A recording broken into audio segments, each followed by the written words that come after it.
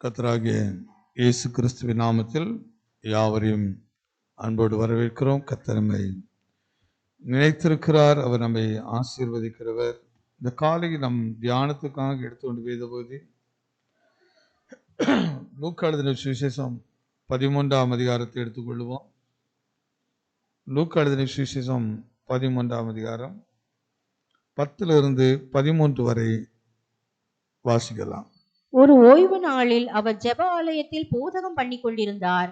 அப்பொழுது 18 வருஷமாய் பலவீனப்படுத்தும் ஆவியை கொண்ட ஒரு ஸ்திரீ அங்கே இருந்தாள். அவள் எவ்வளவும் நிமிரக்கூடாத கூனியாய் இருந்தாள். இயேசு அவளை கண்டு தம்மிடத்தில் அழைத்து, ஸ்திரீயே, உன் பலவீனத்தினின்று விடுதலையாக்கப்பட்டாய் என்று சொல்லி. இந்த சம்பவத்தை நம் யாவருக்கும் நன்றாக தெரிந்த ஒரு சம்பவம். இயேசு கிறிஸ்து தேவனுடைய ஆலயத்தில் செயல்பட்ட ஒரு காரியத்தை நமக்கு நினைப்பூட்டுகிறதாக இருக்கிறது. குறிப்பாக சீலோவா என்கிற இடத்தில் ஒரு கோபுரம் ஒன்று விழுகிறது. அந்த கோபுரத்தில் அநேகர் மரித்து போகிறார்கள். மரித்து போனவர்களை பார்த்து ஒரு குரூப் சொல்கிறது, இவர்களெல்லாம் பாவம் செய்து விட்டார்கள், அதனால் தேவன் அவர்களை தண்டித்து விட்டார் என்பதை போல ஒரு சூழ்நிலைகள் அங்கே காணப்படுகிறது. ஆனால் அப்படிப்பட்ட சூழ்நிலைகள் இயேசு அவர்களுக்கு, அவர்களெல்லாம் பார்க்க நீங்க ஒண்ணு யாரும் கிடையாது, பரிசுத்தவான்களாம் கிடையாது அப்படி என்று அவர்களோடு பேசிக்கொண்டு வரும்போது தேவனுடைய ஆலயத்தில் அவர் பிரவேசிக்கிறார். அங்கே தேவனுடைய ஆலயத்துக்கு பிரவேசித்த பின்பு அங்கே நடந்த சில காரியங்கள் தான் நமக்கு எல்லாருக்கும் தெரிந்த ஒரு காரியம் தான் இந்த சம்பவம். இந்த 10ஆம் வசனத்தில், ஒரு ஓய்வு நாளிலே அவர் ஜெப ஆலயத்தில் போதகம் பண்ணி கொண்டிருந்தார். அப்பொழுது 18 வருஷமாக பலகீனப்படுத்தும் ஆவி கொண்ட ஒரு ஸ்திரீ அங்கே இருந்தாள். அவள் எவ்வளவேனும் நிமிரக்கூடாத கூனியாக இருந்தாள். இயேசு அவளை கண்டு தம்மிடத்தில் அழைத்து, ஸ்திரீயே, உன் பலவீனத்தில் என்று விடுதலையாக்கப்பட்டாய் என்று சொல்லி அவள் மேல் தமது கைகளை வைத்தார். உடனே அவள் நிமிர்ந்து தேவனை மகிமைப்படுத்தினாள். இங்க அந்த கர்த்தருடைய ஆலயத்துல, அந்த ஜெப ஆலய வீட்டுல ஒரு சம்பவம் நடக்குது. ஒரு அருமையான ஒரு பெண்மணி குறித்து சொல்லப்படுகிறது. 18 ஆண்டுகள் பலகீனப்படுத்தும் ஆவியை பிடித்திருந்த ஒரு பெண்மணி. 1 வருஷம் இல்ல, 2 வருஷம் இல்ல, 18 வருஷம் பலகீனப்படுத்துற ஒரு ஆவி அந்த மகளுக்குள் இருந்தது. ஆனாலும் அந்த அருமையான பெண்மணி ஒரு நாளும் சோர்ந்து போகவில்லை. தைரியமாகவும் நம்பிக்கையோடும் விசுவாசத்தோடும் தேவனுடைய ஆலயத்துக்கு வந்து கொண்டே இருக்கிறாள். ஒவ்வொரு நாள் வந்து கொண்டே இருக்கிறாள். ஒரு பெரிய நம்பிக்கை இருக்கிறது, எப்படியாவது ஒரு நாள் கடவுள் என்னை விடுதலை ஆக்குவார் என்று. ஆனால் 18 ஆண்டுகள் ஆகியும் விடுதலை ஆகவே இல்லை. ஏன் விடுதலை ஆகல?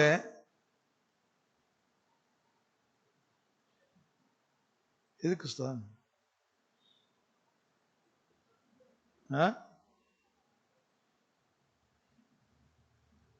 ஏன் விடுதலை ஆகல அவளுக்கு? என்ன சொல்ல?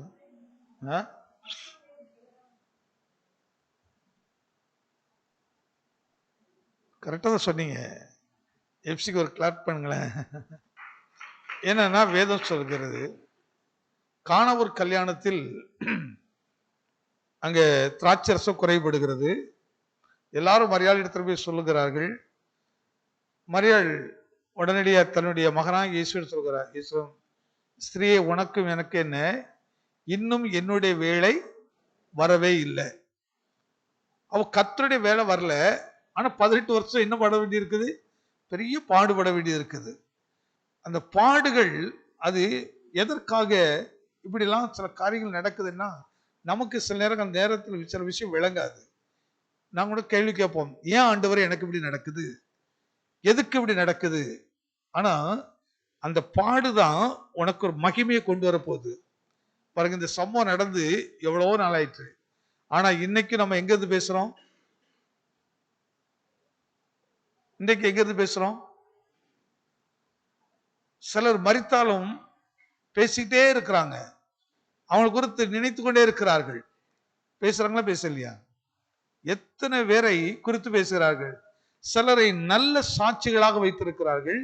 சிலர்கள் எப்படி இருக்கக்கூடாது என்பதற்காக பேசுகிறார்கள். சிலை குறித்து இன்னாரை போல இருக்கக்கூடாது என்பதற்காக சிலை குறித்து பேசுகிறோம். சிலரை குறித்து இவர்களை போல இருக்க வேண்டும் என்பதற்காக பேசுகிறோம். அப்போ எவ்வளவு காலம் உபத்திரப்பட்டோம் என்பதல்ல, அந்த உபத்திரவத்தில் நான் என்னை கொண்டு கடவுள் செய்திருக்கிறார். அந்த உபத்திரவ நாட்கள் என் நம்பிக்கை எதை பற்றி இருந்தது, எதை சார்ந்து நான் இருந்தேன், அதான் ரொம்ப முக்கியமான ஒரு விஷயம். 18 வருஷம் அந்த பாடு. ஆனா யாருக்கும் ஏன் அப்படி நடந்ததுன்னு தெரியாது. குறிப்பாக அந்த மகளுக்கும் தெரியாது. இப்படிதான் ஒரு நிலைமை நம்முடைய வாழ்க்கையில் இன்றும் சில மரணமான நெருக்கமான பாடுகளான அந்த பாதையில் கடந்து போகும்போது இந்த சம்பவம் நமக்கு எதை காட்டுகிறது? நீ சோர்ந்து போக கூடாது என்பதை காட்டுகிறது. அப்ப 18 ஆண்டானாலும் அவள் தேவனுடைய ஆலயத்துக்கு போகிறதை விட்டுவிடவில்லை. இன்னைக்கு நிறைய நேரங்கள்ல ஒரு சின்ன பிரச்சனை வந்தாலே உடனே கோபம் யார் மேல வருது? பேச மாட்டேங்க. கோபம் யார் மேல வருது? இவரெல்லாம் ஒரு கடவுளாம், எங்க அவருக்கு கண்ணு இருக்குது? இப்ப அவர் முன்னாடி வந்து நிக்க நான் பேசுறேன், அது சொல்றேன், உன் பாதம் உனக்கு தெரியாது, நீ மாம்சத்துல பார்க்கிறவன், ஆனால் உன்னை உண்டாக்கினவர் உன்னை பார்க்கிறாரு, உன்னை உருவாக்கினவர் அதை கவனித்து பார்க்கிறாரு. எதற்கு அந்த பாடுகள்? உன் வாழ்க்கை, அதாவது நீ மரித்த பின்பு பேசப்படணும், உன் காலத்துக்கு பின்பும் நீ நினைக்கப்படணும், உன் காலத்துக்கு பின்பும் உனக்கும் கடவுளுக்கும் இருந்த உறவு சொல்லப்படணும், கர்த்தர் உன்னை பயன்படுத்த விதங்கள் சொல்லப்படணும். ஆனால்தான் நான் செல்லும் பாதையை நேசர் அறிவாருங்க, மனுஷன் அறிய முடியாது. உன்னை சுத்தி இருக்கவனுக்கு தெரியாதது, உன்னை சுத்தி இருக்கவனுக்கு அது புரியாது. அது புரியாததுனால அவன் பல விதத்தில் உன்னை குறித்து பேசுவார்கள், பல விதத்தில் உன்னை சோர்ந்து போக பண்ணுவார்கள். ஆனால் சத்தியம் அறிந்தவர்கள், ஆவிலை நடத்தப்படுகிறவர்களுக்கு தான் அந்த ரகசியம் விளங்கும், அதை புரியும். சோறு வரும்போது உடனே அவருடைய முகத்தை தேடுவான். அவர் சொல்ல, மகனை நீ கடந்து போ, மகளை நீ கடந்து போ, நான் உனக்கு துணையாக நிற்பேன், நான் உன்னோடு வருவேன், பயப்படாதே என்று. ஆனால் தாவீது சொல்கிறார், நான் மரண இருளின் பள்ளத்தாக்கில் நடந்தாலும் பொல்லாப்புக்கு பயப்படலை, தேவரீர் என்னோடவே இருக்கிறேன். உன்னை சோர்ந்து போகும்போது, தளர்ந்து நிற்கும் போது, நம்பிக்கை இல்லாம இருக்கும் போது உடனடியாக ஆவியான உறவுகளை நின்று சொல்லுவார், நான் உனக்கு துணையாக நிற்கிறேன். தனிமை எவ்வளவு வேதனை உள்ள தெரியுமா? தனிமையாக இருக்கிற நேரங்கள், அப்படிப்பட்ட பாதையில கடந்து வரும்போது ஒரு குறிப்பிட்ட காலங்கள் வரும். ஏன் ஆண்டவர் எனக்கு இப்படி நடந்தது? எதற்கு என் மனைவி எடுத்துக்கொண்டீர்? எதற்கு என் புருஷனை எடுத்துக்கொண்டீர்? எதற்கு என் பிள்ளையை எடுத்துக்கொண்டீர்? உனக்கு விளங்காது. ஆனா அந்த பாதையில் நீ நடந்து போறா பாருங்க, அந்த பாதையில் கடந்து போறா பாருங்க, அப்போ கர்த்தர் உன்னோடு இருந்து உன்னோடு பேசிட்டே வருவார். கர்த்தர் உன்னை தடப்படுத்திக்கிட்டே வருவார், உன்னை மகிமையா நடத்திட்டு வருவாரு. இவ சுத்தி இருக்கிற முதல்ல வேறு விதமா பேசுவார்கள், ஒரு குறிப்பிட்ட காலம் சென்ற பின்பு பேசுவார்கள்.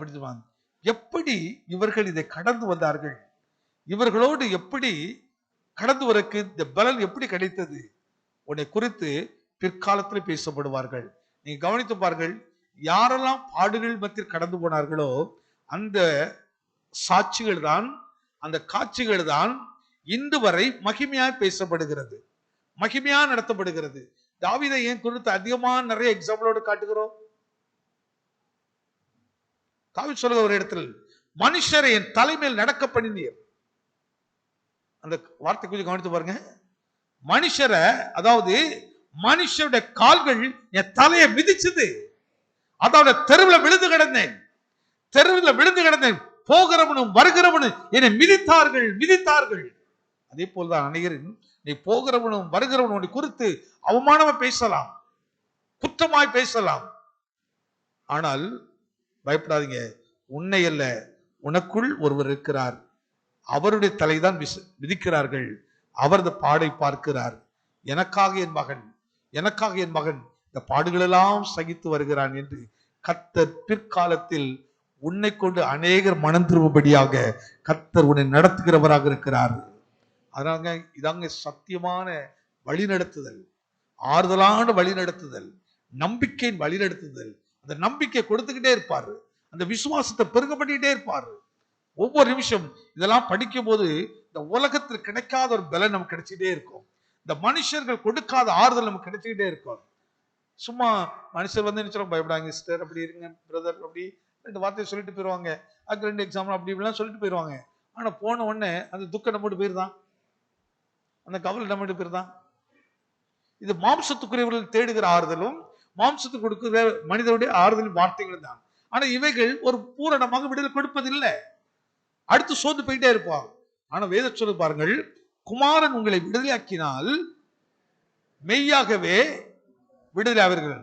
கர்த்தர் ஒரு மனுஷனுக்குள்ள ஒரு ஆறுதல் கொடுத்துட்டாருன்னா, கர்த்தர் மனுஷனுக்குள்ள சமாதானத்தை கொடுத்துட்டாருன்னா, கர்த்தர் மனுஷனுக்குள்ள நம்பிக்கை கொடுத்துட்டாருன்னா, அதுக்கப்புறம் துக்கம் பக்கத்துல வருவதே இல்லை, வேதனைகள் பக்கத்துல வருவதே இல்லை.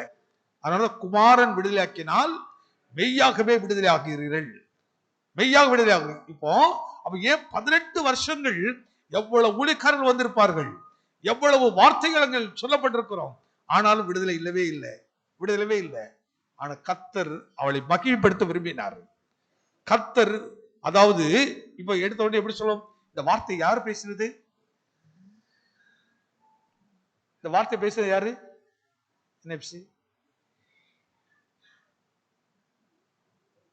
இது ஒரு மனுஷனுடைய வார்த்தையா, கர்த்தராகிய இயேசு கிறிஸ்துவே சொல்கிறோம். இயேசு சொன்னாருங்க, இயேசுவே சொன்னார். எப்சி நிறைய எப்சி இருக்காங்க, எல்லா எப்சியும் கொஞ்சம் கவனிச்சு பாருங்க. கர்த்தர் அற்புதத்தை செய்ய முடியும், தேவனால் கூடாத காரியம் ஒன்றுமே இல்லை. அப்ப 18 வருஷம் ஒரு மனுஷனாலும் அதுக்குள்ள இந்த பொல்லாத ஆவி என்பதை கண்டுபிடிக்கவே இல்லை, அவளுக்குள்ள இருந்தது பொல்லாத ஆவி என்பதை கண்டுபிடிக்க முடியல. அதனால கர்த்தர் பொறுமையா அவளுக்கு பலன் கொடுத்து கொண்டு வந்தாங்க. மகளே, நான் வருவேன் ஒரு நாள், அன்னைக்கு வந்து உன்னை நான் விடுதலையாக்குவேன். அந்த நாள் தான் இந்த நாளாக கர்த்தர் வைத்திருக்கிறார். இதை நம்புகிறீங்க? இந்த நாள் ஒரு விடுதலை நாள், இந்த நாள் ஒரு மீட்பின் நாளாக கர்த்தர் வைத்திருக்கிறார். நான் ஒவ்வொரு வாழ்க்கையிலும் மாற்றத்தை உண்டாக்கும்படி கர்த்தர் வைத்திருக்கிறார். அதனால இத்தனை வருஷம் அப்படியே நடத்திட்டே வந்தாரு, அழகா கரப்பிடித்து நடத்தி வந்தாரு. சோர்ந்தெல்லாம் பேராதீங்க, மனம் தளர்ந்து விடாதீர்கள். அவர் நம்பிக்கை கொடுக்கிற தேவன், வார்த்தை ஒவ்வொரு நம்பிக்கை கொடுக்கிறது. அதனாலதான் தாவீது இந்த வார்த்தையை பயன்படுத்துகிறார், மனுஷர் என் தலைமையில் நடக்கப்படுகிறீங்கப்பா. அதே தாவீது சொல்கிறார், நான் என் கர்த்தரை என் வலது பட்சத்துல வைத்திருக்கிறேன், அதனால் நான் என்ன செய்வதில்லை, அசைக்கப்படுவதே இல்லை. எதிர சொல்ல முடியும். எப்ப சொல்றாரு? இதே தாவீது இப்படி சொல்றாரு, ஐயா இவ்வளவு உபத்திரத்துல போனேன், இவ்வளவு பாடுகள்ல போனேன். சில வார்த்தை எப்படி இருக்கு தெரியுமா, நெஞ்ச உடைக்கிற மாதிரி இருக்கும். நம்ம ஏற்கனவே நொந்து போயிருப்போம், வந்து வார்த்தையை விடுவாங்க பாருங்க, அந்த நேரத்துல நான் உள்ள உடைஞ்சி அப்படியே கலங்கிருவோம். சிலர்கள் அப்படியே நமக்கு சொல்லும் கடவுளை தூசிக்கிற மாதிரி மாறிடுவோம். ஆனா கர்த்தர் பாருங்க அப்படி விடுகிறதே இல்லை. எந்த அளவுக்கு நீங்க உபத்திரப்படுகிறீர்களோ அந்த அளவுக்கு கர்த்தர் உன் தலையை உயர்த்துகிறவராக இருக்கிறார். அவர் உயர்ந்த இடத்துல கொண்டு போறதற்கு நமக்கு ஒரு அழகான ஒரு வழி ஆயத்தப்படுத்தினார். அந்த வழிதான் இயேசு கிறிஸ்துடைய மரணத்தின் வழி, இயேசு கிறிஸ்துடைய பாடுகளின் வழி. கிறிஸ்தவத்தினுடைய சில நேரங்களில் பாடுகள் அப்படின்னாலே நம்ம அதை வேற மாதிரிலாம் எடுத்துறோம். ஏன் பாடுகளா, எதுக்கு பாடுபடணும் அப்படின்ட்டு. இந்த 2 பாடுக்கு நிறைய வித்தியாசம் இருக்குது. இந்த உலகத்தில் படுகிற பாடுகள் வேற, ஆனா கிறிஸ்துவின் நிமித்தப்படுகிற பாடுகள் வேற. கிறிஸ்துவின் நிமித்தப்படுகிற பாடு தெரியுமா, கொஞ்ச நேரம் வேதனையா இருக்கும், அதுக்கு பெரிய மகிழ்ச்சியா இருக்கும். அப்படிதான் வேதம் சொல்கிறது. சில காலங்கள் பாடுபடுவீர்கள். வெளிப்படுத்தல படிக்கும் போது சொல்ற 10 நாட்கள் தான் பாடுபடுவீர்கள். அதுக்கப்புறம் நீடித்த மகிழ்ச்சி, நீடித்த சமாதானம், நீடித்ததான ஒரு நன்மை நமக்கு உண்டு. அந்த கொஞ்சம் பாடுகள். இப்போ படிக்கிற பிள்ளைங்களுக்கு எத்தனை வருஷம் பாடு? எவ்வளவு நேரம் பாடு? கஷ்டம். ஒரு பையன் என்ன சொல்றாங்க, எவன் தான் இந்த எக்ஸாம்லாம் கண்டுபிடிச்சான்னு தெரியல. எக்ஸாம்னு வச்சு என்ன உயிரெல்லாம் வாங்குறாங்க. அவனுக்கு எப்படி போதா உயிரெல்லாம் போகுதான். அப்ப எவ்வளவு வலி பாருங்க. ஒரு மனுஷனுக்குள்ள உயிர் போகுதுன்னா அவன் எவ்வளவு கஷ்டம். அப்ப அவனுக்கு டீச்சர்ல யாரா திருறான்? யமனா திருறான். வாத்தியாரை பார்த்தாலே, சில வாத்தியாரை பார்த்தாலே யம வந்துட்டா பாரு. இப்போ உள்ள டீச்சர்ஸ் எல்லாம் அப்படி இல்லை. முன்னாடி டீச்சர் தான் வரும்போதே நல்ல ஒரு பெரம்பட தான் வருவாங்க. அவங்க அடிக்கடியில் டவுசர்லாம் அப்படி இருக்கும். பார்த்தா இன்னும் பயம் இருக்கு பாருங்க. அப்போ இவனுக்கு எக்ஸாம் எப்படி வருது? பெரிய பாடா தெரியுது, உபத்திரவம் தெரியுது. ஆனா அதை சகித்து அந்த பாடுகளை கடந்து அவன் சக்சஸா முடிச்சுட்டான்னா அதுக்கப்புறம் எப்படி மாறிடுறான்? அப்படியே ஒரு கரெக்டா வந்து அந்த சேர்ல உட்காரும் போது எப்படி இருக்கும்? என்ன சொல்லலாம், எப்படி இருக்கும்? நான் உபத்திரப்பட்டது நல்லது, அதனால் உடைய பிரமாணத்தை போ. ஐயா உனக்கு ஒரு கிரீடம் வேணும்னா சும்மா அப்படி தூக்கி கொண்டு அப்படி வச்சிட மாட்டாங்க. அது என்ன கிரீடம் வைக்கணும்? பூல செய்தா வைக்கணும் உனக்கு. ஆனா கர்த்தர் உனக்கு வெற்றியின் கிரீடத்தை வைத்திருக்கிறார், நீதியின் கிரீடத்தை வைத்திருக்கிறார், தங்கத்தால் செய்யப்பட்ட கிரீடத்தை வைத்திருக்கிறார். அதை யார் ஒருத்தர் பறிக்க முடியாது. கர்த்தர் ஒருத்தர் மனுஷன் ஆசீர்வதிச்சிட்டாருன்னா அந்த ஆசீர்வாதத்தை, இதுங்கதான் நல்ல விளங்க வேண்டிய காரியம். கர்த்தரின் ஆசீர்வாதம் ஒரு மனுஷன் மேல வந்துருச்சுன்னா உனக்கு விரோதமா எந்த பில்லிசூனும் இல்லை, எந்த மந்திரமும் இல்லை, எந்த தந்திரமும் கிடையாது. எத்தனை விசுவாசிக்கிறீங்க? அதுக்காக உலக ஆசீர்வாதம் கர்த்தருடைய ஆசீர்வாதம்.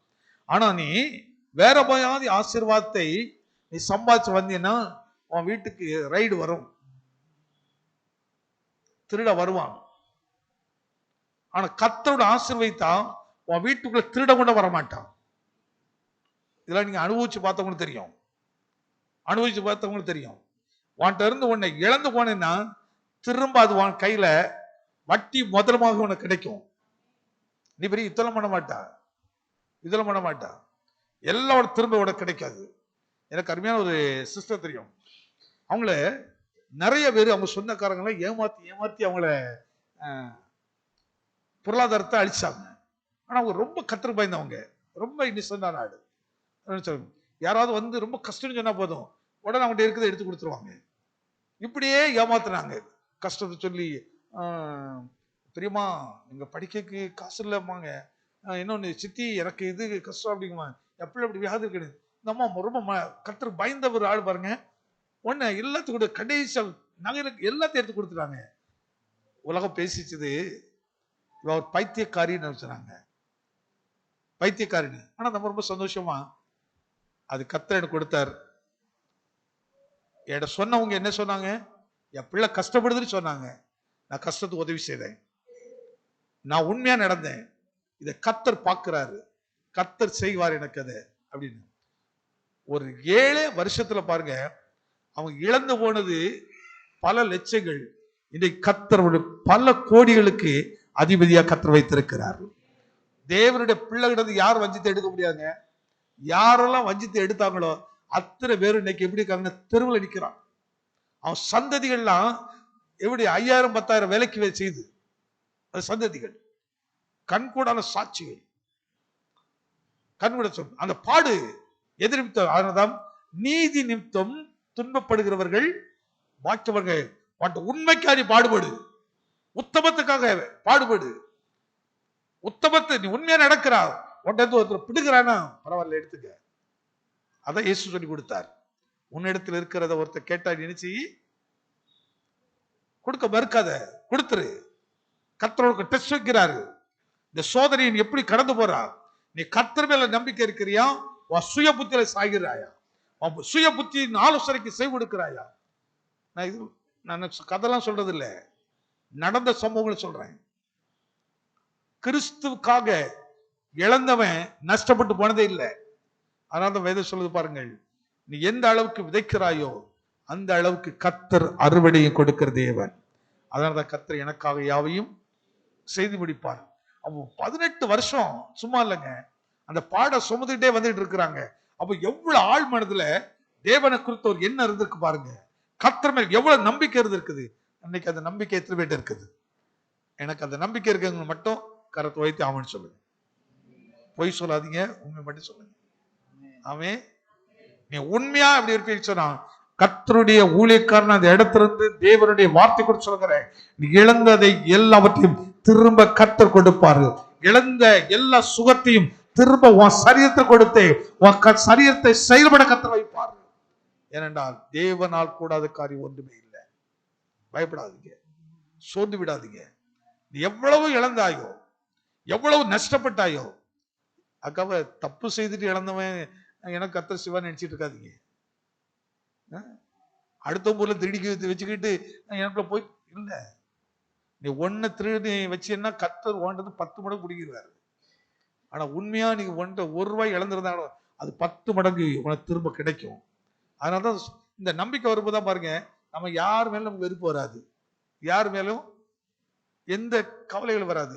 நம்ம இதை விளங்கிதான் சிலர் தைரியப்படி சொல்லுவோம், இதெல்லாம் ஒரு பெரிய விஷயமா எடுக்காதீங்க, விட்டுருங்க, கவலைப்படாதீங்க. இப்ப எங்கிட்ட வந்து ஆலோசனை கேட்டாங்க, இதான் சொல்லி கொடுப்போம். ஆனா உலக மனுஷன் போய் ஆலோசனை கேட்டா என்ன செய்வான்? நான் பொதுவாக 3 விஷயம் பார்க்க சொல்லுவேன். பேசு, கேளு, அதுக்கப்புறம் விட்டுரு. அதுக்கப்புறம் விட்டுரு. நீ கேட்காம இருக்காத. தப்பு தெரியுதா கேளு, பேசு. அதான் சொல்லலாம், தனியா போய் பேசு, பிறகு என்ன செய், 4 மூப்பரோடு பேசு, அதுக்கப்புறம் கடைசியா சபையோடு பேசு, அதுக்கப்புறம் அதை மறந்துரு. அதுக்கப்புறம் மறந்துரு. அதுக்கப்புறம் அது நினைச்சிட்டே இருக்காத, அது குறித்து ஒரு வைராக்கியம் வைக்காத. இந்த அனுபவத்தை பெற்றவங்களுக்கு தெரியுங்க, திரும்ப எப்படி கிடைக்கும் தெரியும், திரும்ப எவ்வளவு கிடைக்கும் தெரியும். நம்ம ஐசகையெல்லாம் இழந்தது நிறைய.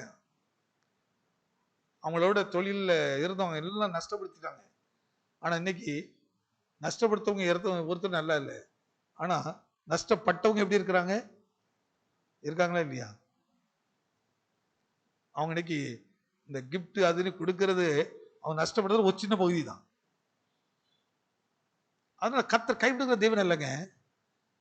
இது அனுபவத்தை பேசுறோம், சாட்சிகளா சொல்கிறோம். உன்றது யாராவது ஒருத்தர் வஞ்சித்து எடுத்துட்டாருன்னா நீ அவன் மேல வைராக்கியம் இருக்காத, அதை குறித்து முறுமுறுத்துக்கிட்டு இருக்காத, அதை குறித்து பேசாத பேசாத. நீ நம்பிக்கையோட கர்த்தர் எடுத்துறவா. 18 வருஷம் பாருங்க, எவ்வளவு வேதனை தெரியுமா? எல்லாரும் நல்லா பட்டு சாரி கட்டிக்கிட்டு அப்படியே நல்ல ட்ரெஸ் போட்டுட்டு அப்படியே கம்பீரமா வராங்க.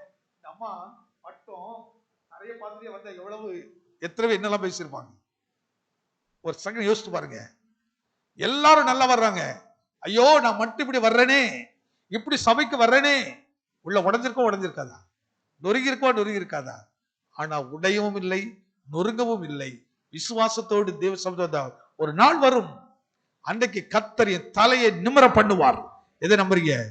இந்த வருஷத்துல கொடுத்த வாக்குத்தத்தன்படி கர்த்தர் உங்க தலைகளை நிமிர்த்தி காட்டுகிற தேவன். எப்போ? வசனப்படி நடந்தீனா, வார்த்தைப்படி நடந்தீனா. இப்படி ஒரு நிந்தைக்குள்ள நீ கடந்து போயிருக்கலாம், ஆனா கடந்துகிட்டே இருக்கலாம். அதை பற்றி பயப்பட வேண்டாம், சோர்ந்துட வேண்டாம். ஐயா எனக்கு பலன் மட்டும் தாரும், நான் எந்த சுலமை தூசித்தரக்கூடாது, எப்பொழுது முறைப்படுத்தும் முன்ன விட அதிகமான ஊழியங்களை செய்வேன். சிலர்லாம் இப்போ அந்த ஊழியங்கள்லாம் குறைச்சிட்டே வர்றோம். கேட்ட வேலை ஒரு நாள் வேலை ஒண்ணு பிடிக்கிட்டான்னு என்ன பண்ணுவேன்? நான் என் வீட்டுக்கார கவனிக்கிறேன், வீட்டுக்காரன் நினைக்கணும். சரி, அதெல்லாம் சொல்ல விரும்பல, அப்படிலாம் இருக்காதீங்க. இன்னும் உங்ககிட்ட இழப்பு வரும்போது, துன்பங்கள் வரும்போது, நீ என்ன கர்த்தரிடத்துல கிட்டி சேர்று. கர்த்தர் அதுக்குதான் பலன் கொடுக்கிறார். அதுக்கு ஒரு பெரிய வேல்யூபிளான ஒரு ஆசீர்வாதத்தை கர்த்தர் வைத்திருக்கிறார். வைக்கலாம். யோபு பாருங்கள், எல்லாத்தையும் இழக்கிறாரு. இப்போ அவருடைய நண்பர்களா வந்து பேசுகிறார்கள், நீ என்னப்பா பெரிய உத்தமனா, நீ பெரிய ஆளா, அப்படின்னா ஏன் வந்துட்டு இப்படிதான் சோதனை வரணும்? எல்லாத்தையும் பரியாசம் பண்ணி உடைச்சி நிறுத்தும் போது கூட யோபு தெளிவா இருக்கிறாரு. கர்த்தர் கடைசியா முடிக்கும் போது எப்படி விற்கிறார் தெரியுமா? யோபு உங்களுக்காக வேண்டுதல் செய்தாதான் உங்க சிறையிருப்பை நினைச்சுவேன். இப்ப யாருடைய ஜபத்துக்கு வல்லமை? யாருடைய ஜபத்துக்கு வல்லமை? பேசுறவங்களுக்கா, பேச்ச கேட்டவங்களுக்கா? யாருக்கு வல்லமை? யாருடைய ஜபத்தை கர்த்தர் கேட்டார்? என்ன சொன்ன? இழந்தவனுக்கு, நொறுக்கப்பட்டவன், அவனை கர்த்தர் பாருங்க பெருமையா பேசுறவன், மேட்டிமையா பேசுற முன்னாடி நிறுத்தி சொல்கிறாரு, இவனிடத்துல கொண்டு பலியை கொடுங்க, இவன் பலி செலுத்தி உங்களுக்காக ஜெபம் பண்ணும் போதுதான் நான் ஜெபத்தை கேட்டு உன் குற்றத்தெல்லாம் மன்னிப்பேன். ஆனா அதே நேரத்தில் பாருங்க, யோபு ஜெபம் பண்ணாரு, யோபு இழந்தது எல்லாம் ரெட்டிப்பாக கிடைத்தது. ஆமே. நீ பட்டது ஒரு அவமானம், ஆனா பெற்றுக்கொள்ள போற 2 நன்மைகள், ரெட்டிப்பான நன்மை. ஒரு பாட்டு பாடுவோம், அது விசுவாச வார்த்தைகள். விசுவாசத்தினுடைய வார்த்தையுடைய நம்பிக்கைகளை நமக்கு விதைக்கிறாரு. இந்த பாடும்போது இந்த வார்த்தைகள் ரெட்டிப்பான நன்மைகள். அப்ப யோபு கொஞ்சம், இப்ப ஏன் யோபு குறித்து பேசுறோம்? அவரது பாடுலாம் படலைன்னா பேசுவோமா? ஏன் காமராஜர் பற்றி இன்னைக்கும் பேசுறாங்க? கல்வி அப்படின்னு யாரை குறித்து பேசுறாங்க? அங்க என்ன விலக்கரை கொடுத்திருக்கிறாங்க, எவ்வளவு பாடுகள் படகம். பாடுபட்டதான் பிற்காலத்திலும் உன்னை குறித்து பேசப்படும். செல்வந்தரை குறித்து பேசப்படுவதில்லை. இப்ப வேத்துல இயேசு ஒரு செல்வந்தரை காட்டுறாரு. வீட்டுல இருக்கிற ஒரு வீட்டு வாசல்ல படுத்திருக்கிற வியாதிஸ்தனையும் இந்த செல்வந்தரை எடுத்து 2 பேரும் ஓமையை எடுத்து காட்டுறாரு. இந்த செல்வந்தன் எதற்கு அடையாளமா காட்டப்படுது?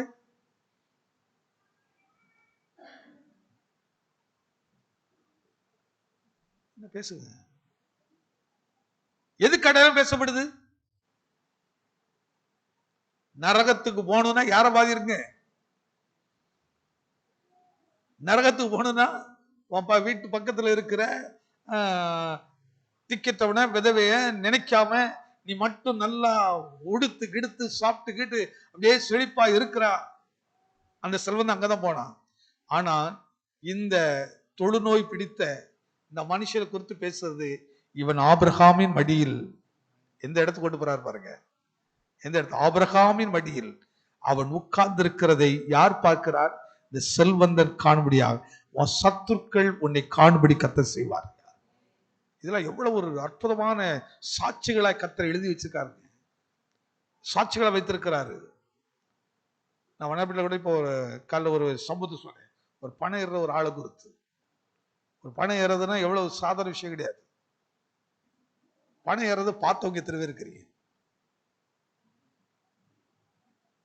4-5 பேர் தான் இருக்கிறீங்க, மற்ற யாருக்கும் தெரியாது. சிலருக்கு மற்ற யாருக்கும் என்னமோ பணம் அப்படின்னு.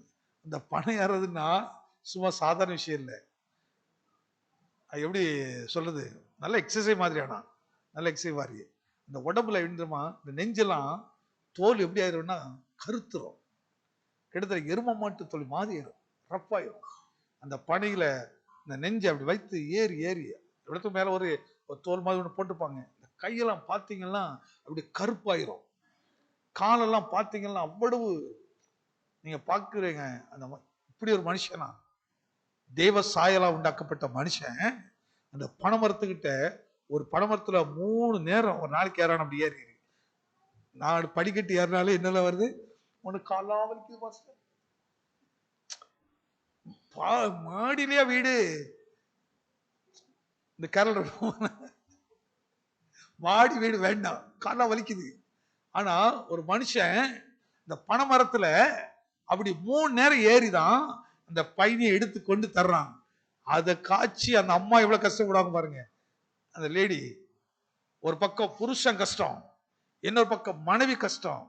கஷ்டப்பட்டு தான் அழகான இனிப்பான என்ன கருப்பட்டி சாப்பிடுறோம். இப்ப டாக்டர் சொல்றாங்க, வெள்ளை சர்க்கரை சாப்பிடாதீர்கள், எது சாப்பிடுங்க? சத்துள்ள பொருளை கொடுத்தார்கள். நீங்க அதை பாத்திரீங்களா தெரியல, அந்த நெஞ்செல்லாம் யாரா பாத்திரீங்களா? அப்படி அப்படியே நெஞ்செல்லாம் கருகருத்து போயிருக்கும், காய்ப்பு பிடிச்சிருக்கும், கை அப்படி இருக்கும். அப்படி ஒரு பையனை ஒரு தகப்பு படிக்க வைத்தார். பண ஏறி கஷ்டப்பட்டு படிக்க வைத்திருந்த பையன் ஒரு நாள் பார்த்துட்டு, இந்த தகப்பை எனக்காக இவ்வளவு பாடுபடுகிறாரே, எனக்கு இவ்வளவு பாடுபடுங்க. அன்றைக்கு அவனுக்கு தீர்மானத்தை எடுத்து, இதெல்லாம் அப்படி சொல்லிட்டு கூட வேற மாதிரி போகும். அந்த சமூகத்துல படித்தவர்களே இல்லாத காலங்கள். படித்தவர்களே இன்னைக்கு யாராவது ஒரு புதுசா ஒரு குடும்பத்துல ஒரு டிகிரி படிச்சுட்டு +2 படிச்சானா அடுத்த அந்த பிள்ளைங்க என்ன படிக்கலாம்னு தவிப்பாங்க. இருக்குதா இல்லையா? யார்கிட்டயாவது போன ஒவ்வொருத்தர் ஒரு அரசு கொடுப்பாங்க. அவன் தெரியாது, ஏன்னா அப்பா படிக்கல, அவங்க அப்பா படிக்கல, யாருமே படிக்காதவங்க. அந்த குடும்பத்தை எவ்வளவு கஷ்டப்படுவாங்க தெரியுமா? எவ்வளவு இருப்பாங்க. அப்படி இன்னைக்காவது எவ்வளவு வசதிகள் இருக்குது. அந்த வசதிகளே இல்லாத நாட்கள்ல, லைட் வசதி கூட இல்லாத நாட்கள்ல அந்த ஒரு பையன் தீர்மானத்தை எடுத்து, என் தகப்பனாரை அப்போ சொன்ன ஒரு காரியம், குறிப்பிட்ட ஒரு நபரை காட்டி, எங்க அப்பாவை நான் இந்த இடத்துல வைத்திர சாப்பாடு போடுவேன், இந்த மாதிரி வைத்திர சாப்பாடு போடுவேன் என்று ஒரு மனதில் ஒரு தீர்மானத்தை எடுத்தான். அதுக்கு ஒரே ஒரு காரணம், இயேசுவை இந்த குடும்பம் ஏற்றுக்கொண்டது. மிஷனரிகள் வந்து சுவிசேஷம் சொன்னார்கள். அதான் சவுத்துல பாத்தீங்கன்னா நிறைய நாடாஸ் கிறிஸ்டியனா இருப்பாங்க, நிறைய பேர் இருப்பாங்க. அங்க அந்த மிஷனரிகள் அந்த பணம் காட்டுக்குள்ள, தனித்தனியான காடுகளுக்குள்ள இருப்பாங்கலாம் போய் சொன்னார்கள், அவங்க ஏற்றுக்கொண்டார்கள். அந்த அவன் கொடுத்த அந்த ஊக்கம், இந்த சத்தியங்கள் அவனை வைராக்கியமுள்ள மாற்றிச்சுது. அவன் சொன்னபடியே பாருங்க ஒரு நல்ல ஒரு நிலைக்கு வந்தான். அப்பாவையும் அம்மாவையும் அந்த இடத்துல உட்கார வைத்தான். மரித்த பின்பு, மரிக்கிற காலத்துல அவங்க அப்பாவும் அம்மாவையும், கடவுள் எங்களுக்கு இப்படி ஒரு பிள்ளையை கொடுத்ததுக்காக நான் கர்த்தரை ஸ்தோத்திரிக்கிறேன், நன்றி செலுத்தி நன்றி செலுத்தி நன்றி செலுத்தி. அதுல ஒரு முக்கியமான ஒரு காரியம், ஆலயத்துல எல்லா ஆராதனையும் இருப்பாங்க. அவங்க அவ்வளவு உண்மையா இருப்பாங்க. அந்த சர்ச்சுடைய காமோட பெருக்கிறதுலாம் அந்த முதிர்ந்த வயதுல அவர்கள் அவ்வளவு வாஞ்சை, அவ்வளவு இது. ஏன்னா நான் இப்படி இருந்த என் வாழ்க்கையை மாற்றுபடி இப்படி ஒரு நல்ல ஞானமுள்ள ஒரு மகனை கர்த்தர் கொடுத்தாரு. எத்தனை பேருங்க உங்க வீட்டுக்கு சாட்சியா இருக்கிறீங்க? நீங்க துக்கம் கொடுக்கிற பிள்ளையா, சந்தோஷப்படுற பிள்ளையா? யோசித்து பாருங்க, கவனித்து பாருங்க. நான் சொல்லுவேன், அப்பா அம்மா என்ன பண்ணாங்கன்னு அவங்க என்ன வேணா பண்ணிட்டு போ, என்ன வேணும், ஆனா நீ கர்த்தரை மைப்படுத்து, கர்த்தரை மைப்படுத்து, ஆண்டவருக்கு மகிமை செலுத்து. கர்த்தர் சும்மா ஒண்ணு நடத்தல. கிறிஸ்தவ வாழ்க்கைங்கிறது ரெண்டு விதத்துல ரெட்டபாதி. ஒண்ணு, பாடுகளை போகும்போது நீ கம்பீரமா நிப்பாய். எதை நம்புறீங்க? அதை பயப்படவே மாட்டான், பயப்படவே மாட்டான். அதே பாடை நீ ஜெயமாக மாற்றி காட்டுவாய். சோதனைகளை நீ சாதனைகளாய் மாற்றி காட்டுவாய். அங்க எத்தனை வருஷத்தவான சாட்சிகள் இருக்காங்களா இல்லையா? இருக்காங்களா இல்லையா? நம்ம சின்ன பாடு வந்த உடனே அப்படியே சோதனை. நான் உடனே நான் கோயிலுக்கே போக மாட்டேன். இந்த பாஸ்டர் என்ன பாட்டே பேசுறாரு, ஒன்ன மாதிரி ஆள் வராமல் இருக்கிறது ரொம்ப பெட்ரு. இப்படி புத்தி ஆள் இல்ல. உன்னை பார்த்து பேசுற சந்தோஷப்படணுமா படணுமா, சந்தோஷப்படணுமா துக்கப்படணுமா? பார்த்தார் பாருங்க இயேசுவானவர். இந்த 18 வருஷமா அந்த ஆலயத்துக்குள்ள இருக்கிற பெண்ணை இயேசு கவனித்து பார்க்கிறாரு. பார்த்த உடனே இப்போ இவர் தேவகுமாரனை அவர் வந்த நோக்கம் என்ன? பாவிகளை ரட்சிக்க தானே, மீட்டெடுக்க தானே. கவனித்து பார்த்தார். 18 ஆண்டுகள் முறுமுறுப்பு இல்லாமல், எரிச்சல் இல்லாமல், உண்மையும் உத்தமாய் தேடி வருகிறார்கள். இன்றைக்கு அதனால குமாரன் உங்களை விடுதலையாக்கினால் மெய்யாக விடுதலை. இன்றைக்கு அந்த மகளை விடுதலையாக்க போறேன். கர்த்தர் அவளை கவனித்து பார்த்தார். அவன் சும்மா பார்க்கிறது இல்லைங்க, அவர் பார்க்கும்படி உன்னை நடக்கணும், உன்னை விசாரிக்கும்படி அவர் நடக்கணும். அவரை கர்த்தருடைய முகத்தை அப்படி உண்மை தேடணும். நீ வந்து பாஸ்டர் பாக்குறாங்களா, இவங்க பாக்குறாங்களா? எனக்கு ரொம்ப வருத்தமான விஷயம்னா, ரொம்ப சீக்கிரம் வரீங்க, இது குறித்து ரொம்ப வருத்தமா இருக்குது. சரி, இவ்வளவு சீக்கிரமா அழைத்து வந்துடுறாங்களே, இவ்வளவு சீக்கிரமா வந்து நல்ல பாடுபடுங்க. ஒரு சர்வீஸ் சொன்னா ஆரம்ப ஜெபம் பண்ணும்போது ஆரம்பிக்கும் கரெக்டா 8 மணின்னா 5 நிமிஷத்துக்கு முன்னாடியே வந்து ஆயத்தமா இருக்கிற கர்த்தர் கவனிச்சுட்டே இருக்கிறார். நீ எவ்வளவு லேட்டா வரையோ ஆசீர்வாதம் அவ்வளவு லேட்டா போயிட்டே இருக்கும். நீ என்ன முரண்டாலும் என்ன இது பண்ணாலும் கர்த்தர் கவனிக்கிறாரு. நீ லேட்டா வர வர உனக்குள்ள இருக்கிற உனக்கு வர கிடைக்க வேண்டிய ஆசீர்வாதங்கள் 15 வயசுல கிடைக்கிறது உனக்கு 30 வயசுல கிடைக்கும், 30 வயசுல கிடைக்க 60 வயசு. அப்போ உனக்கு பலனே இல்லாம போயிடும், பலனே இல்லாம போயிடும்.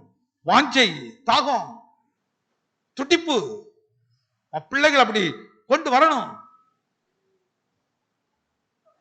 வாழ்வு தாழ்வு உன் கையில தான் இருக்குது, நன்மை தீமை உன் முன்னாடி தான் இருக்குது. அதை நீங்க எப்படி எடுக்கிறீங்க, எப்படி கவனிக்கிறீங்க? நான் சொல்லுவேன், சாப்பிடலாம்னு செத்துல போக சிலர் பாருங்க நின்று டிஃபன்லாம் சாப்பிட்டுட்டு இப்படி பாஸ்டர் கொஞ்சம் ஆயிக்கிற டைம் ஆக்கிட்டாரா என்ன பண்றது, ஏன்னா டிஃபன் சாப்பிடல, என்ன ஒரு தண்ணி குடிச்சிட்டு வாங்க. தண்ணி தேனில மதுரமா இருக்கும், அது ஸ்தோத்திரம் பண்ணி குடிச்சிட்டு வாங்க. அதுக்கு அவங்க உள்ளுக்கு 4 இட்லி போட்டுதான் வரணுமா? கடையில் நின்று போட்டு ஆனால் எனக்கு என்ன முடியாதான், அந்த வார்த்தை அப்படியே நடந்துக்கிறோம். முடிய பேர் பரவு இல்லை அப்படின்னு நினைச்சா சீக்கிரமா இருட்டோட எழும்பணும், வாஞ்ச எழும்பணும். அந்த பலகீனத்தை வச்சு 18 வருஷம் வந்திருக்காங்க பாருங்க. எவ்வளவு பலகீன சாதனை பலகீன நிமிர முடியாதுங்க. அவ தரைய பார்த்துட்டே நடக்கணும். உனக்கு நல்ல கால் இருக்குதே, நிமிர்ந்து நடக்க முடியுமே, ஏன் முடியல? உனக்குள்ள ஒரு கெட்ட ஆவி உன சூழ்ந்திருக்கிறது. சரீரத்தில் நீ நல்லா இருக்கிறா, ஆனா ஆவியிலே நீ முடங்கி போய் முடவனாக இருக்கிறாய். அந்த முடத்தை நீக்குவதுதான் தேவனுடைய சித்தம், தேவனுடைய நோக்கம். அதுதான் அதுல இருந்து உன்னை விடுதலை ஆக்கணும். அதை கர்த்தர் விரும்புகிற ஒரு காரியம். நீங்க என்ன நினைச்சாது, ஒரு நாள் கூட 4 மணிக்கு மேல தூங்கினதே கிடையாது. அது 1 மணிக்கு படுத்தாலும் சரி, எத்தனை மணி படுத்தாலும் சரி, காலை எந்திரிச்சு ஜோமனிட்டு எல்லாம் முடிச்சிட்டு தான், எல்லாம் முடிச்சிட்டு தான். எவ்வளவு கஷ்டம் தான் இருக்கு, எவ்வளவு வலி தான் இருக்கும். செல்லம் கால் வலிலாம், இந்த ஆக்சிடென்ட்ல எல்லாம் எனக்கு அந்த கால் வலி இன்னை வர அந்த பயங்கர பெயின் உண்டு. ஆனாலும் மாத்திரை வேண்டாம், ஒண்ணு வேண்டாம், கத்தர் சுகம் கொடுப்பான், அப்படியே நீட்டு கடந்து போறது. அதுக்காக எந்த வேலையும் குறைச்சிடல. எனக்கு வலி இருக்குது இது இருக்குது அப்படின்னு கத்தரதை கவனிப்பாரு. பலகீனத்திலே கத்தருடைய பலன் நினைச்சையும் நீ பலகீனத்தோடு நடந்துட்டே வருவான். அப்ப அந்த 18 வருஷம் அந்த கூனியா வந்துட்டே இருந்திருக்கிறாங்க. அப்ப எவ்வளவுக்குள்ள அனல் உள்ள இருந்திருக்கு பாருங்க, அந்த கீழ்ப்படுதல் உள்ள இருந்திருக்கு பாருங்க. அர்ப்பணிப்பு சாதாரணது இல்லைங்க. நான் எல்லாம் எனக்கு கத்தர் பைக்கு கொடுத்தா நான் சரியா வருவேன். நீ நடந்து வரும்போதே ஒழுங்கு வர மாட்டான், பைக் கொடுத்தா இங்க வருவா? அப்படின்னு எத்தனை பேர் இருக்கிறாங்க. சைக்கிள் கிடைச்சா ஒழுங்கா வருவேன். கத்தர் அதையும் கொடுத்து கொடுத்து பாப்பாரு. ஒண்ணு சைக்கிள் கொடுப்பாரு, பைக் கொடுப்பாரு, கார் கொடுத்தாரு. கடைசியில் ஒரு நாள் எல்லாத்தையும் சேர்த்து பிடிக்கிறாரு. இது ஒண்ணு சரி, இது கொடுத்து ஒண்ணும் யூஸே இல்லை. நீட்டு இல்ல, நீ நடந்து வரும்போதே உண்மையாக, எவ்வளவு தூரத்தில் இருந்தாலும் உண்மையாக அந்த வாஞ்சியா சும்மா விடுதலையாக்கலங்க. கவனித்து பாருங்க, இந்த வசனத்தை படிக்க பாருங்க. அந்த 12வது வசனம், இயேசு அவளை கண்டு தம்மிடத்தில் அழைத்து. எனக்கு இந்த வார்த்தை ரொம்ப பிடிச்சிருக்குது, இந்த வசனம் ரொம்ப பிடிச்சிருக்குது. காலையில இந்த வசனத்தை படிச்சேன். முடிச்சுக்கேன். இயேசு அவளை கண்டு, கொஞ்சம் பக்கத்துல பார்த்து சொல்லுங்களேன். சிஸ்டர், இயேசு உங்களை பார்க்கிறாரு. சிஸ்டர், இயேசு உங்களை, பிரதர் உங்களை, இயேசு உங்களை பார்க்கிறாரு. பார்த்துட்டு உங்களை அழைக்கிறார். பார்த்து என்ன செய்யறாரு பாருங்க, ரொம்ப அற்புதமாய் ஆண்டவர் உன்னை பார்த்துட்டு அப்படியே அழகாக அழைக்கிறாரு. உன் பக்கத்துல வந்துட்டு பாருங்க, கர்த்தர் அவளை, அந்த வார்த்தை பாருங்க, இயேசு அவளை கண்டு. அப்ப இந்த இடத்துல போய் இயேசு வந்திருக்கிறா வரலையா? கரெக்டா இயேசு 8 மணி வந்து பார்த்தாரு. இந்த சேர்ல இன்னாரெல்லாம் காணவே இல்லையே, இன்னாரெல்லாம் காணவே இல்லையே. பார்த்துட்டு இப்ப அதுல என்ன சொல்றாங்க, எல்லாம் பிளஸ் பண்ணி போயிட்டாரு. இதெல்லாம் என்னது, ஆசீர்வாதத்துக்கு தகுதியான ஆடு இல்ல, தகுதியான ஆட்கள் இல்ல அப்படின்ட்டு இப்போ தூரத்தை கவனிச்சிருவாய். இப்ப தூரத்தை கவனிச்சு பார்த்துட்டே இருப்பாரு. என்ன சொல்லுவாங்க, இப்போ இயேசுவே வாரு சொல்லுவாரு, நான் வந்துட்டேன், உன் இடத்தையும் பார்த்துட்டேன், ஆனா நீ அங்க இல்ல, இப்போ நான் போயிட்டேன், இப்போ நீர் என்ன பாரு பாரு எங்க பாக்குறது? இப்பதான் பிசாசு கரெக்டா கவனிக்கிறான். நான் உண்மையான விஷயம் சொல்றேங்க. இப்பதான் பிசாசு வந்து இருக்கிறான், அவன் வந்து கரெக்டா இருக்கிறான். அப்படி இயேசுவை போல அவன் வந்து உலகத்தின் ஆவியா வந்து அவன் உள்ள வந்து பூந்துடுறான். இதுக்கு ஒரு எக்ஸாம்பிள் காட்டுறேன் பாருங்க. ஒரு மாதவத்திலிருந்து ஒரு சிஸ்டர் ஜோம்டகா கூட்டு வந்தாங்க. ஏற்கனவே சொல்லியிருக்கிறேன், 2-3 சொல்லியிருக்கிறேன், ஆனாலும் பிரயோஜனமா இருக்குன்னு சொல்றேன். அப்போ அந்த அம்மா ஒரு கிறிஸ்தவ குடும்பம், கேத்தலிக் இது. ஆனா இந்த அம்மாவுக்கு இயேசுவை குறித்து கொஞ்சம் நல்ல தெளிவு இருக்குது, நல்ல அறிந்திருக்க ஒரு ஆளு. ஒரு ஸ்வீட் கடை வச்சிருக்கிறாங்க, அந்த கடையை நடத்திருக்காங்க. இப்போ இந்த அம்மா வந்து ஒரு இடத்துல போய் நின்றுட்டு இயேசுவே வாரு வாரு நீட்டு அங்க யாரு கிடையாது, இயேசு இல்ல. ஆனா இந்த அம்மா யாரை கூப்பிட்டுக்கிட்டு இருக்காங்க? உண்மையான சம்பவங்க. இதே இடத்துல நடந்த சம்பவம். இதே இடத்துல நடந்த சம்பவம். நானு வினோ எல்லாம் உட்கார்ந்துருக்கோம். அவங்கள ஜோம்னு இருக்காங்க. இதே இடத்துல உட்கார்ந்துருந்தேன். அந்த அம்மாவுக்கு ஜொரன்னு தான் கூப்பிட்டு வந்தாங்க. ஜொரணி கூப்பிட்டு வந்திருக்கும் போது நான் இதில் உட்காந்துருக்கிறேன், அவங்க அப்படி உட்காந்துருக்கிறாங்க.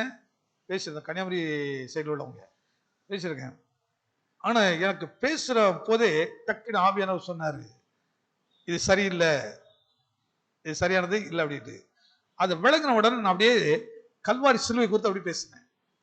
ஜோமன் 2 வார்த்தை சொல்லிட்டு அதுக்கப்புறம் ஜோமன்லாம் அப்படின்ட்டு அவங்க வந்து ஜோமனுங்க நாங்க தவிர இது என்ன பிரச்சனை. அதுக்கு முந்தின நாள் ஒரு இடத்த கூட்டு போய் அது ஆல்டர் போயெல்லாம் அடிச்சுலாம் உடச்சிட்டு வந்திருக்குது அந்த இது. இப்போ அந்த கூட்டம் எனக்கு ரொம்ப தெரிஞ்சவங்க, நம்ம சபைக்கு வர்றவங்கள எனக்கு தனிப்பட்ட பழக்கம் கூட வந்திருக்காங்க. இது எனக்கு அந்த முகம் அந்த பாவனை பார்த்து டக்குனு விளங்கிட்டேன், இதுக்குள்ள இருக்கிறது வேற. அப்படி இந்த கல்வாரி சிலுவை குறித்து பேசுற பாருங்க, பேச ஆரம்பிச்சோன்னே டக்குனு ஒரு சிரிப்பு சிரிச்சுது. சிரிச்சு சொல்லுது, நான் யாரு நீ கண்டுபிடிச்சிட்டியா, நான் யாரு நீ கண்டுபிடிச்சிட்டியான்னு. அவன் சொன்ன, நீ யாரு நீ, எனக்குள்ள இருக்கிற ஆண்டவர் எங்களுக்கு என்ன சொல்றாரு அதை காட்டிடாரு. நீ எப்படி ஏமாத்தினு வந்தா கூட ஆனா எங்களுக்குள் இருக்கிறவர் அதை காட்டி கொடுக்கிறவர். சிலத்தில் நிறைய பேருக்கு ஆலோசனை சொல்லும்போது என்ன நிறைய பிடிக்காம போறது காரணம் என்ன, அவங்க எதிர்பார்த்த ஒண்ணு நான் சொல்றது வேற மாதிரி இருக்கும். ஏன்னா அது வேற ஆவி, அது வந்து விடுதலைக்கான பேசுவோம், விடுதலைக்கு பேசுவோம். அதனால பாருங்க சில ஆவி முரண்பாடா நிற்கும், முரண்பாடு. அது உடனே அந்த ஆவி பேசுது பாருங்க, நான் இவளை எப்படிலாம் ஆசீர்வதிச்சிருக்கிறேன். உடனே ஆசீர்வாதம் வந்த உடனே கடவுள் தான் வந்து ஆசீர்வதிச்சிருக்காங்க. எல்லா ஆசீர்வாதம் கத்தர் கொடுக்குற ஆசீர்வாதம் இல்லை. உடனே நான் சொல்லுது, ஒரு நாளைக்கு 500 ரூபா தான் வியாபாரம் இருக்கும். இப்போ ஒரு நாளைக்கு அவளுக்கு 5000 ரூபாய் வியாபாரம் ஆகுது. யார் கொடுத்தது? நான் தான் கொடுத்தேன், நான் தான் அவளை ஆசீர்வதித்தேன்.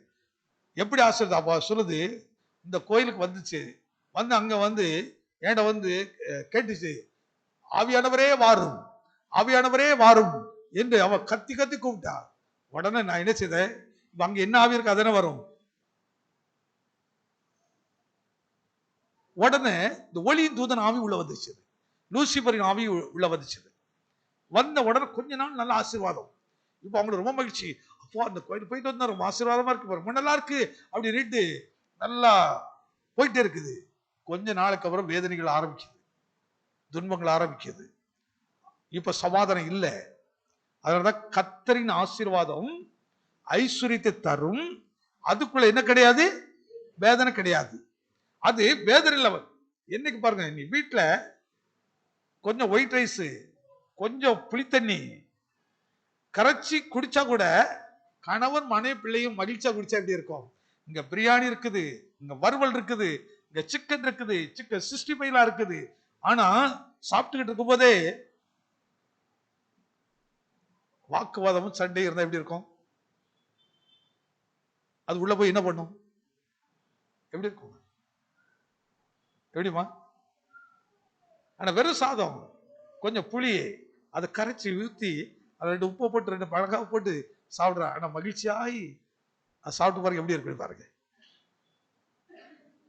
கர்த்தரின் சமாதானம் உள்ள இருக்கணும், கர்த்தரின் ஆசீர்வாதம் இருக்கணும்.